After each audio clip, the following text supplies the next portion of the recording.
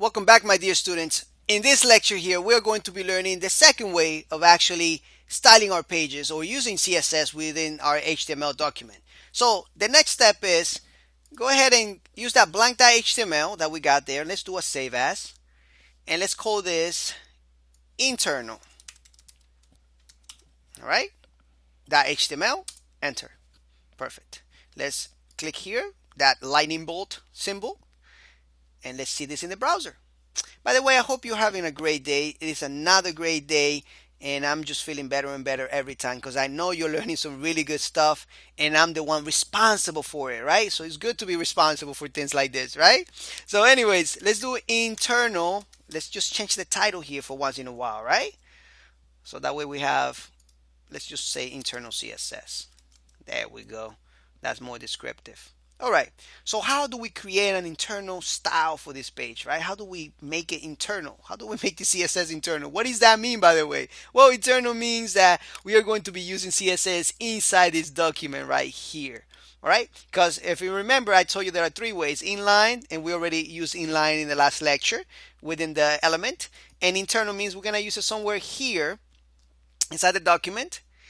And external is that we're linking to another file that is outside this document. So how do we make it? Well, let's do it right here in the head tag. And this is the way to do it actually, in the head tag. And we create an element called the style tag right there. That's it. Just like any HTML document element tag. There we go. And inside here we write our properties. All right. So the first property, I think you remember that from the last lecture, the inline.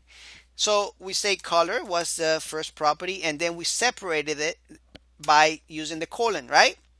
And then we usually type in the, actually not usually, we do type in the value after the colon always, and then we close it with a semicolon. And this semicolon is just gonna say, you know what, I'm done with this property and value.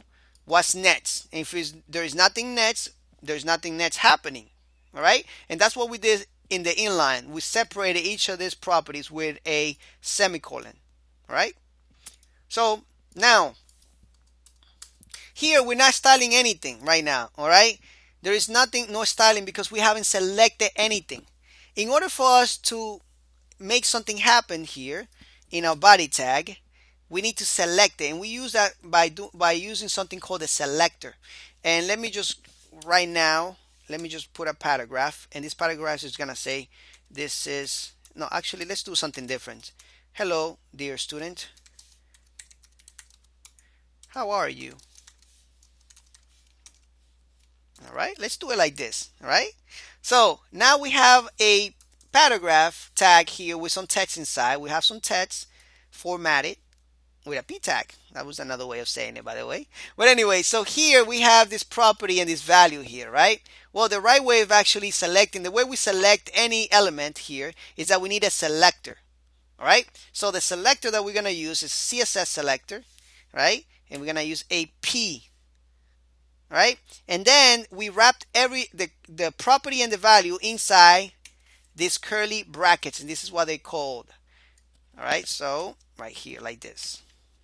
All right, and now you can see the color change on this property, right? Because when we had it outside, it was a different color, right? It was the same color as this actually.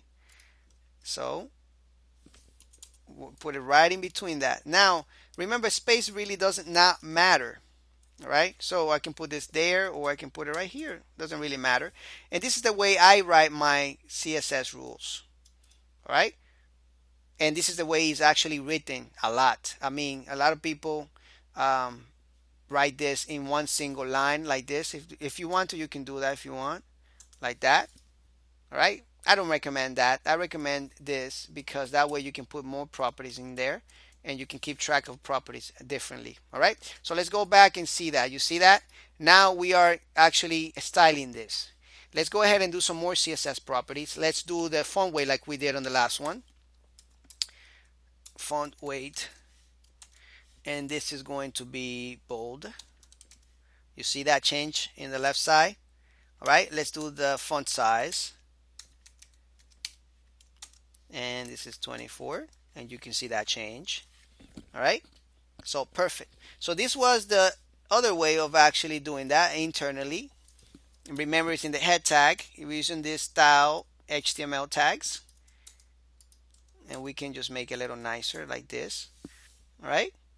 So that is the internal version of the CSS, how we apply it in the document. All right. So hopefully you were able to gain some valuable information. In the next lecture, we are going to actually start applying CSS externally. This is going to be really exciting, and this is actually the preferred way of doing it externally. This is actually one way of doing it, and it's used like this when we have to do something that does not require a lot of properties and a lot of values. It does not require a lot of CSS. That's when we do this. And the inline, of course, you remember that we only do this when we want to style specific elements. All right? So anyway, thank you so much for watching this lecture. It was a pleasure, and I see you in the next one. It's going to be more exciting than this one. Take care.